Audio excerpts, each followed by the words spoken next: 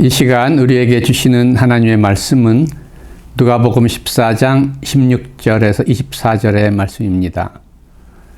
이르시되 어떤 사람이 큰 잔치를 베풀고 많은 사람을 청하였더니 잔치할 시각에 그 청하였던 자들에게 종을 보내어 이르되 오소서 모든 것이 준비되었나이다 하매 다 일치하게 사양하여 한 사람은 이르되 나는 밭을 샀음에 아무래도 나가 보아야 하겠으니 청컨대 나를 양해하도록 하라 하고, 또 한 사람은 이르되 나는 소 5겨리를 샀음에 시험하러 가니 청컨대 나를 양해하도록 하라 하고, 또 한 사람은 이르되 나는 장가 들었으니 그러므로 가지 못하겠노라 하는지라. 종이 돌아와 주인에게 그대로 고하니 이에 집주인이 노하여 그 종에게 이르되 빨리 시내의 거리와 골목으로 나가서 가난한 자들과 몸 불편한 자들과 맹인들과 저는 자들을 데려오라 하니라. 종이 이르되 주인이여 명하신 대로 하였으되 아직도 자리가 있나이다. 주인이 종에게 이르되 길과 산 울타리가로 나가서 사람들을 강권하여 데려다가 내 집을 채우라. 내가 너희에게 말하노니 전에 청하였던 그 사람들은 하나도 내 잔치를 맛보지 못하리라 하였다 하시니라. 이 본문 말씀을 가지고 하나님의 초대라는 제목으로 말씀드리겠습니다. 예수님은 하나님 나라 복음을 전하실 때에 누구나 쉽게 이해할 수 있는 비유를 많이 사용하셨습니다. 예수님의 비유는 일상적인 생활 속에서 쉽게 경험할 수 있는 이야기들을 소재로 합니다. 누가복음 본문의 잔치 비유는 예수님이 어떤 바리새인 지도자의 집에 초대받아 함께 식사하실 때에 들려주신 이야기입니다. 이 이야기의 줄거리는 이렇습니다. 어떤 사람이 큰 잔치를 준비하고 사람들을 초대했는데 초대받은 사람들이 이런저런 이유를 대며 다 거절했습니다. 잔치를 배설하는 주인은 이에 노하여 종들을 시내 거리와 골목과 산 울타리가로 보내 사람들을 불러 자리를 채우도록 했습니다. 그리고 먼저 초대를 했던 사람들을 하나도 잔치에 참여하지 못하도록 했다는 것입니다. 이 잔치 비유의 키워드는 초대입니다.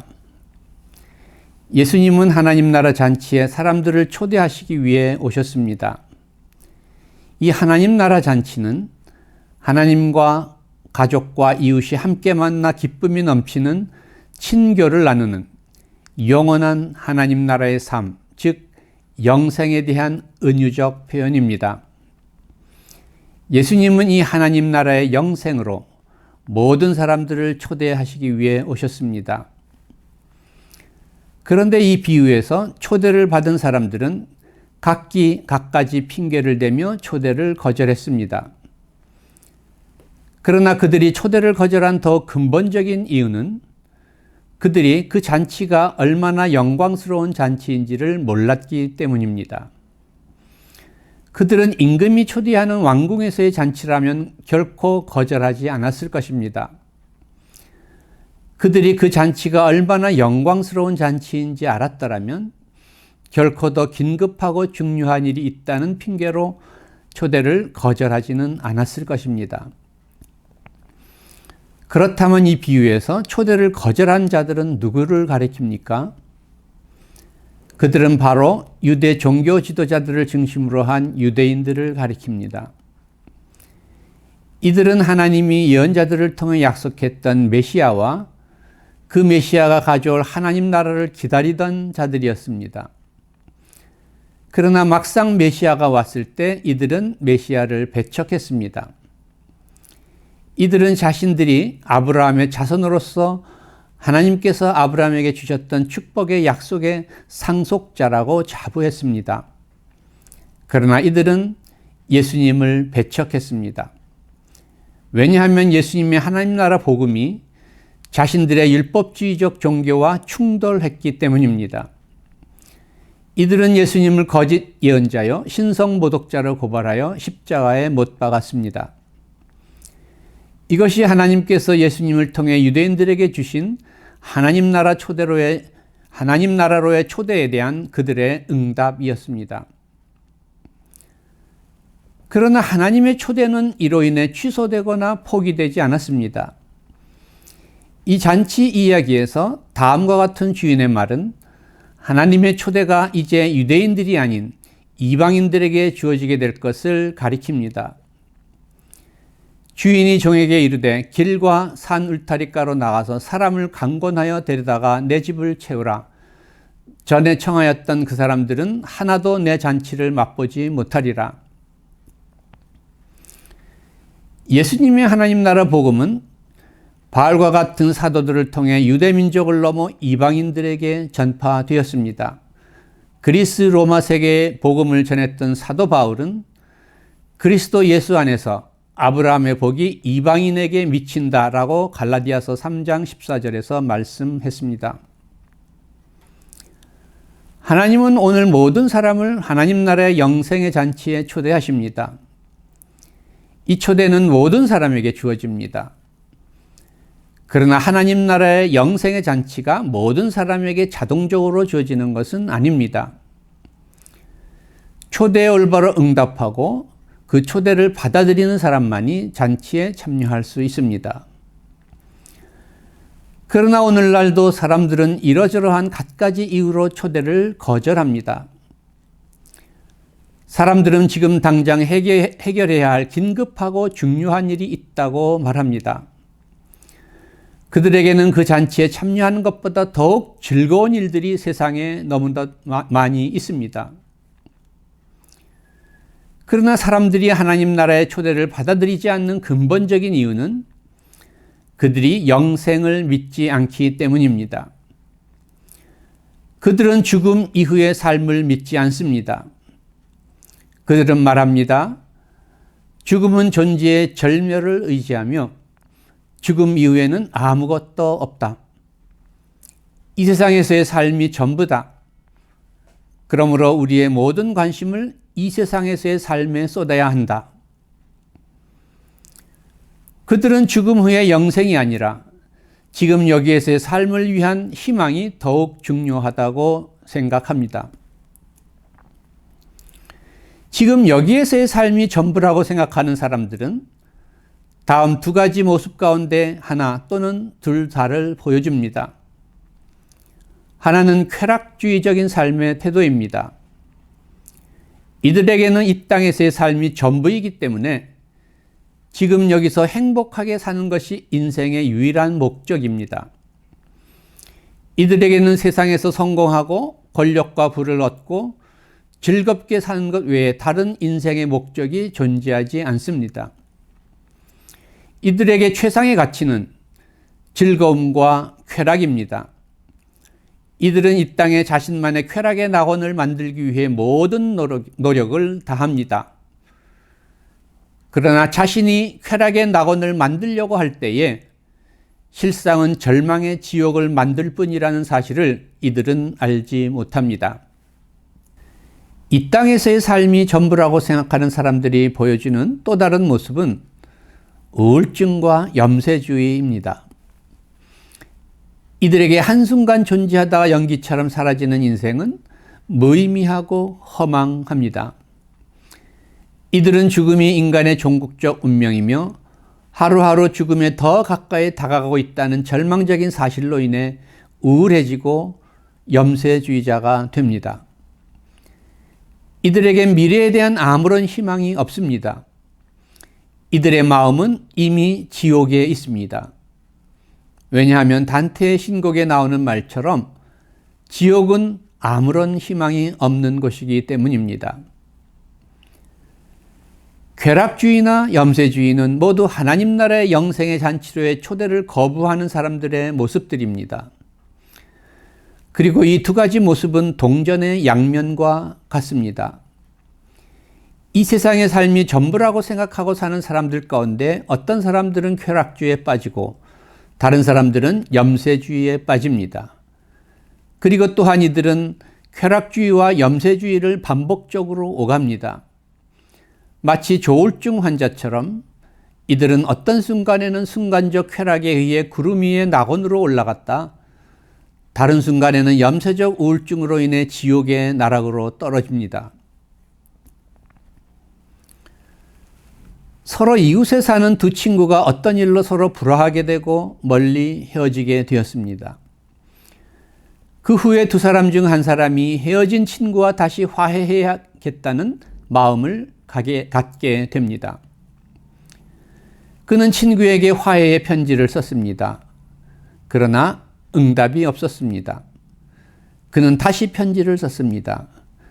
친구여, 우리 화해하고 옛 우정을 회복합시다. 그래도 여전히 응답이 없었습니다.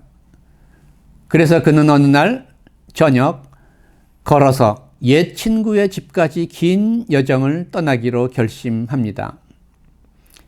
사납게 매서운 바람과 눈보라가 몰아치는 매우 추운 겨울밤이었습니다. 그는 긴 여정 끝에 헐떡이며 눈을 뒤집어 쓰고 추위에 떨며 친구의 집에 도착합니다. 그는 추위에 엇입으로 친구의 이름을 부르고 또 부릅니다. 이윽고 그의 친구가 눈앞에 헐떡이며 눈을 뒤집어 쓰고 추위에 떨고 있는 그를 발견합니다. 그 모습을 보고 그 친구의 마음은 녹아내리고 그의 초대를 진지하게 받아들입니다. 그리고 그는 말합니다. 친구여, 당신의 초대를 받아들이겠습니다. 친구와 화해하기 위해 먼 험한 길을 찾아오는 이 친구는 바로 하나님입니다. 하나님은 여러 가지 방식으로 하나님 나라의 잔치에 사람들을 초대했습니다. 그러나 사람들은 그 초대를 거절했습니다. 그러자 마침내 이번에는 하나님 자신이 세상에 오셨습니다. 한 초라한 인간의 모습, 머리 둘 것조차 없는 초라한 한 인간의 모습으로 세상에 오셨습니다. 그리고 십자가의 죽임을 당하셨습니다. 그런데 이 하나님의 초대의 비유는 단지 비기독교인들만을 향한 이야기가 아니라 기독교인들을 향한 이야기이기도 합니다. 그리스도인은 이 초대들을 이미 받아들인 사람들입니다. 그러나 하나님의 초대는 언제나 과거형이 아니라 현재형으로 주어집니다. 우리는 지금 하나님의 초대에 응답하도록 요청을 받습니다. 우리 그리스도인은 스스로 자신에게 진지하게 물어볼 필요가 있습니다. 나는 지금 하나님의 초대에 올바로 응답하고 있는가? 우리가 어려서부터 교회를 다니고 세례를 받았다는 사실이 우리가 지금 하나님의 초대에 올바로 응답하고 있음을 보증하지는 못합니다. 우리가 열심히 성경을 읽고 날마다 기도하고 많은 헌금을 한다는 것은 매우 훌륭한 일이지만 이것들이 우리가 진정으로 하나님의 초대를 받아들이고 있음을 입증하는 것은 아닙니다. 예수님 당시의 유대인들도 열심히 성경을 읽고 성전과 회당에서 기도하고 많은 제물을 드렸습니다. 그러나 그들이 바로 하나님의 초대를 거부하고 예수님을 십자가에 못 박은 장본인들이었습니다.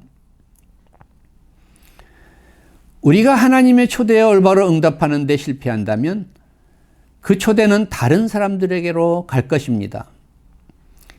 예수님의 하나님 나라 복음은 하나님의 초대에 올바로 응답하는 데 실패한 유대인들을 떠나 이방인들에게 전해졌습니다.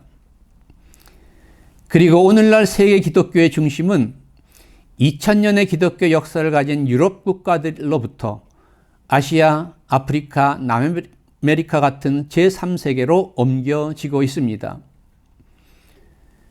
뿐만 아니라 기독교 역사상 유래를 찾아보기 힘든 초고속 성장을 자랑하던 한국교회도 급속히 쇠퇴하고 있습니다. 우리는 한국교회가 그리고 나 자신이 하나님의 초대에 올바로 응답하고 있는지 돌아보아야 합니다. 지금 우리는 하나님의 초대에 올바로 응답하고 있는 것입니까? 우리는 두렵고 떨림으로 우리 자신을 돌아보아야 하겠습니다. 우리가 하나님의 초대에 올바로 응답하고 있는지를 검증할 수 있는 시금석은 무엇입니까? 그것은 다음 세 가지입니다. 첫 번째는 우리 안에 하나님의 초대에 대한 감사와 겸손한 믿음이 있는가 하는 것입니다. 어리석고 허물 많은 자신을 하나님 나라 초대 잔치에 초대해 주신 그 은혜에 감사하는 사람은 예수님 당시의 유대인들처럼 자기 의를 자랑하는 율법주의에 빠지지 않습니다. 그리고 또한 다른 사람을 멸시하거나 정죄하지도 않습니다. 예수님은 율법주의적 자기의에 사로잡혀 다른 사람을 멸시하는 자들에게 들려주신 바리새인과 세리에 비유해서 자기를 의롭다고 믿고 다른 사람을 멸시하는 바리새인이 아니라 감히 눈을 들어 하늘을 바라보지 못하고 다만 가슴을 치며 하나님이여 불쌍히 여기소서 나는 죄인이로소이다 라고 기도한 세리가 의롭다 하심을 받았다고 말씀하셨습니다. 하나님의 은혜에 감사하고 자기를 낮추는 겸손한 믿음이 하나님의 초대에 대한 올바른 응답의 첫 번째 시금석입니다. 하나님 나라 잔치의 초대에 대한 올바른 응답의 두 번째 시금석은 우리 안에 영원한 하나님 나라 영생에 대한 소망이 있는가 하는 것입니다. 영생의 소망이 있는 사람은 쾌락주의에 빠지지 않습니다. 그는 세상적인 육신의 정욕을 쫓아 살지 않습니다. 영생의 소망은 세상의 헛된 쾌락과 만족을 추구하지 않고 영원한 가치를 추구하는 삶으로 우리를 이끌어갑니다. 또한 영생의 소망이 있는 사람은 우울증이나 염세주의에 빠지지 않습니다. 영생의 소망은 우리 인생이 얼마나 놀라운 하나님의 축복이요 선물인지를 깨닫고 늘 감사하며 하루하루 살도록 우리를 인도합니다. 우리가 하나님 나라 잔치의 초대에 올바로 응답하고 있는지 판단할 수 있는 세 번째 시금석은 특히 어려움을 당한 이웃을 향한 사랑의 섬김입니다. 예수님의 하나님 나라 복음은 갈릴리에 가난하고 소외된 사람들에게 가장 먼저 주어졌습니다. 예수님은 그들에게 너희 가난한 자는 복이 있나니 하나님 나라가 너희 것이다 라고 말씀하셨습니다. 예수님은 당시 유대 사회에서 죄인으로 정죄되고 멸시받는 사람들과 세리와 창녀와 같은 사람들과 함께 친교를 나누시며 그들에게 하나님 나라의 구원을 약속하셨습니다.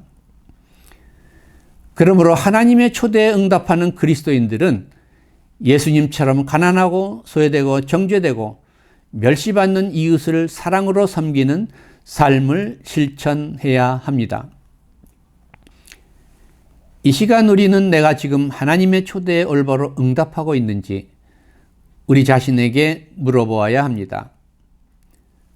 우리가 하나님의 초대를 받아들였다고 하지만 우리에게는 여전히 세상 것들에 대한 관심이 우선적이기 때문에 하나님 나라에 대한 관심은 저 뒤로 밀려나 있지는 않습니까? 우리에게 과연 세상의 모든 일을 다 뒤로 젖혀두고 영광스러운 하나님 나라의 영생의 잔치에 참여하고자 하는 갈망이 있습니까? 우리에게 그 영광스러운 잔치에 값없이 우리를 초대하신 하나님의 은혜에 감사하며 자신을 낮추는 믿음이 있습니까?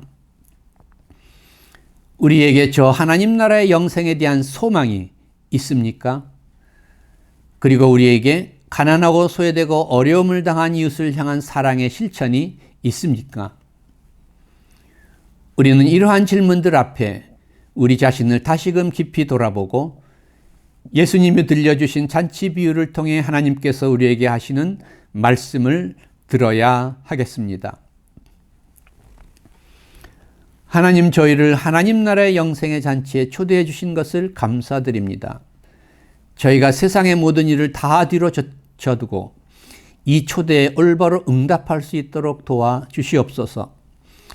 그리하여 저희 안에 저희를 값없이 초대해 주신 하나님의 은혜에 감사하는 겸손한 믿음이 있게 하옵시고 영생의 소망이 있게 하옵시며 가난하고 소외되고 어려움 당한 이웃을 향한 사랑의 실천이 있게 하여 주시옵소서.